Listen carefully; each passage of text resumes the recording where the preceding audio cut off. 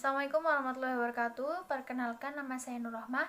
Di sini saya akan menjelaskan sistem anatomi fisiologi pada sistem pernafasan. Selamat menyaksikan. Yang pertama yaitu anatomi letak organ pada organ pernafasan. Ada hidung, lalu ada rongga mulut, ada faring, ada epiglotis, ada laring, lalu ada trachea, paru-paru, ada bronkus, ada diafragma, ada alveoli.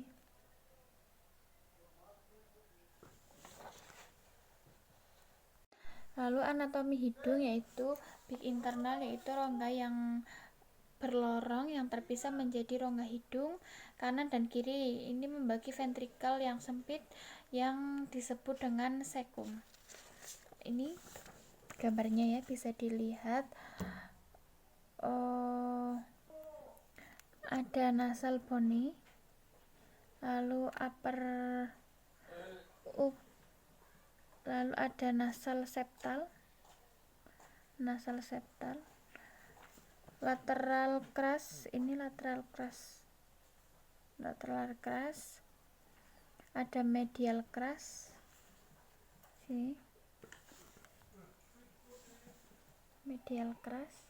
ada nasal septal,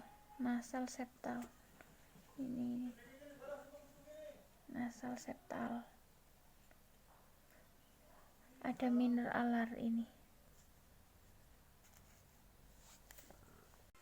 Lalu yang ketiga yaitu fungsi dari hidung. Fungsi dari hidung itu untuk menyaring udara yang masuk dengan bulu hidung dan lendir. Ini berfungsi untuk menghangatkan udara yang masuk. Ada anatomi paring. Anatomi paring ini tuba yang menghubungkan naris dan rongga mulut ke laring. Nasofaring ini berada di sebelah posterior hidung dan di atas palatum mole. Yang kelima, fisiologi paring. Ini menyediakan saluran pada traktus respirator dan digestif.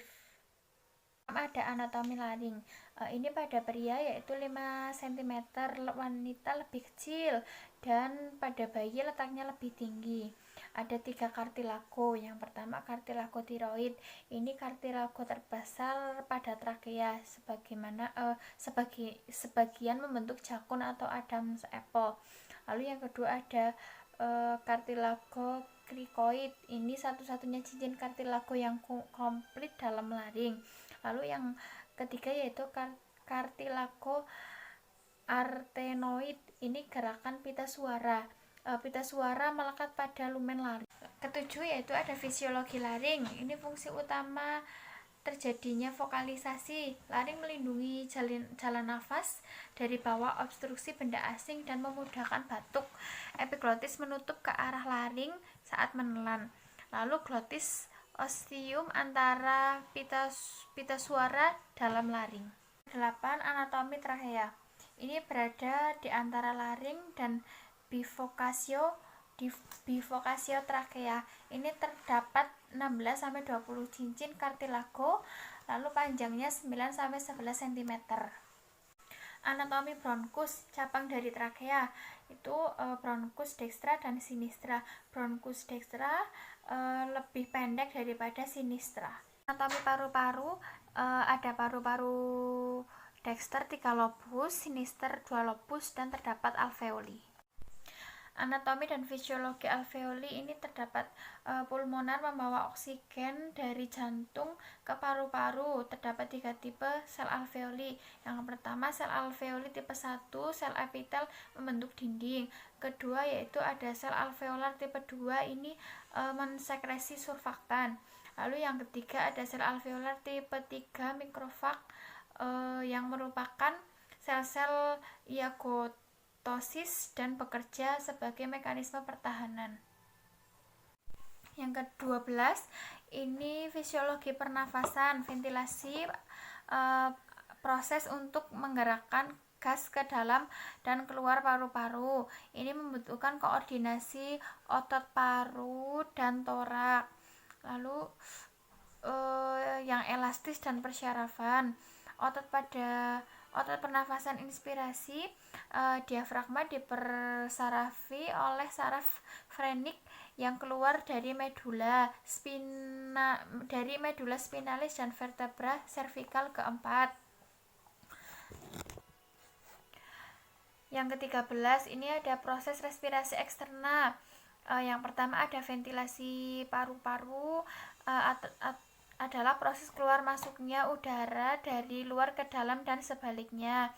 Yang kedua ada pertukaran gas. Ini terjadinya antara udara dan alveolus dengan darah dan kapiler. Prosesnya disebut difusi. Lalu selanjutnya proses respirasi internal. Proses respirasi internal ini yang pertama ada pertukaran gas, pertukaran antara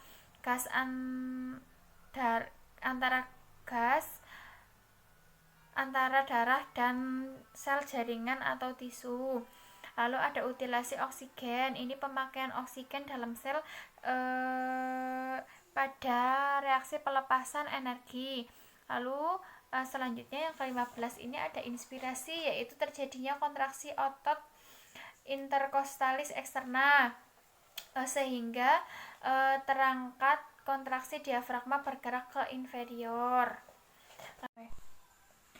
Lalu yang ke-16 ini ada ekspirasi, yaitu relaksasi otot interkostalis eksterna sehingga iga ke posisi semula.